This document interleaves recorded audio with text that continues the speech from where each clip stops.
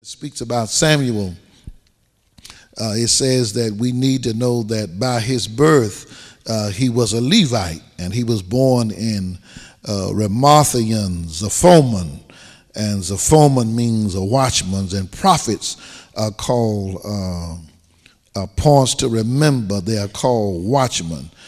Many times when we get a word, they have this new thing that they came out, which is, I don't know how it could be something new and something way in the back 15th century BC, but it was called a rhema word. And a rhema word is just something that comes from direct spoken from God. And so he deals with prophets speaking not what they say or what they feel, but speaking as God speaks directly to them. And how many of us know that God has not retired from speaking to personalities that he has his hands upon? Amen. We know that being a Nazarite, we discovered last week that a Nazarite means that they vowed that they would be totally separated from the Lord. There are a lot of personalities today who would not qualify, could not have relations with being a Nazarite nation because we drink strong drinks and we like wine. Have mercy, Lord. And that was one of the vows, that being a Nazarite, that he would not drink strong drinks, not wine. This morning we were talking about in our noonday meditation. We was talking about two words in 1 Peter 5:8, where it talks about be sober and be vigilant. Be careful that we do not go out of bounds. And a lot of things that we give Satan credit for, then we need to be the accuser, not Satan. Because there are some things that we do when we go out of bounds that we're not supposed to do, that the world wants us to do. And one thing happens when we go out of bounds, we always do more. We always do more than we had intended on doing. Yeah, we always stay longer, than we had planned on staying. Amen. And then we learned that not only that, but one who not uses a razor, it said that long hair was natural as reproach of man. A Nazarite wore long hair as a visible sign in his separation to the Lord and his willingness to bear reproach for the Lord's sake. Wouldn't it be good if every man that wore locks today, dreadlocks, was a visible sign that they were separated for the Lord, and they were willing to bear reproach for the Lord's sake? Yeah, that would be a good thing. But I'm here to tell you that's not necessarily so. Then we hear about Samuel called from God, that he had a call from God. There's a difference in a person getting a call and getting a feeling that they want to do something. Yeah, there are some people who just like doing some things, but they're not necessarily called to do that. And the difference is that when it's get hot, you're going to peel off. Yeah, have mercy, Lord.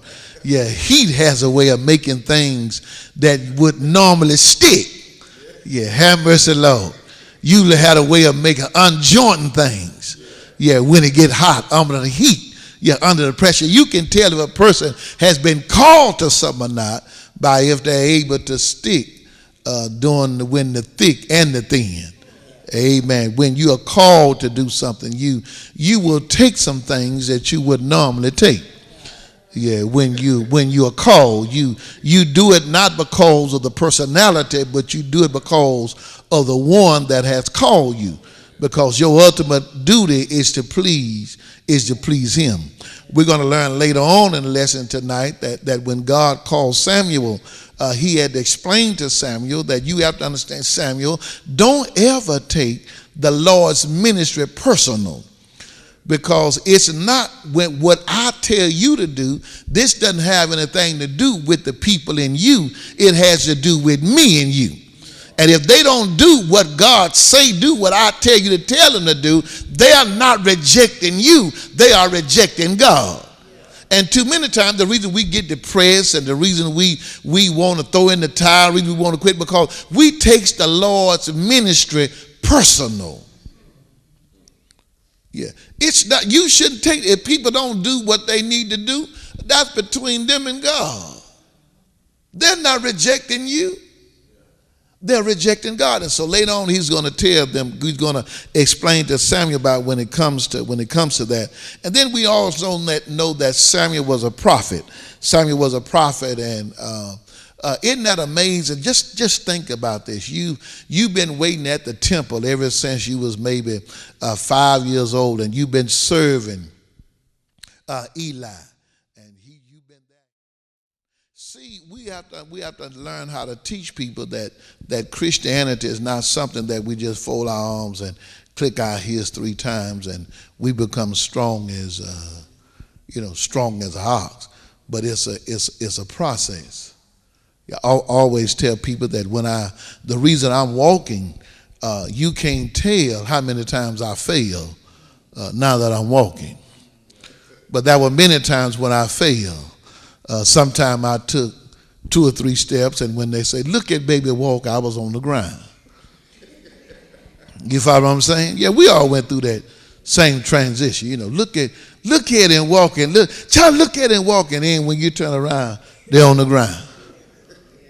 But one thing about God in relationship to man, as mother in relationship to their children, every time a child falls, the mother is always there to pick the child back up.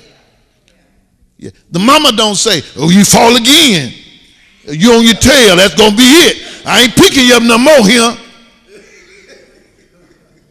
The mother keeps picking up the child, and the child falls, and the mother keeps picking up the child. The mother is long suffering, so it is with God. The mother is patient, so it is with God. And God keeps picking them up till eventually they start walking, and you never know that they would ever fall again. That's the way God does in our lives. So he says, I don't care what you do, how bad you are. Don't let devil put in your mind that you ain't fit no more, that you done so much that God don't want. God is constantly there picking you up, saying, just keep on trying, keep on falling, and eventually you're going to be able to stand on your own.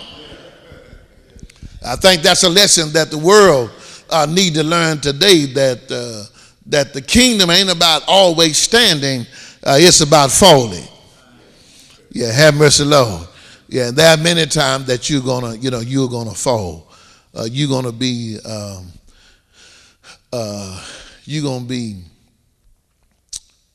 displeased with yourself, because there are many times that you're going to discover that you're not as strong as you think you are.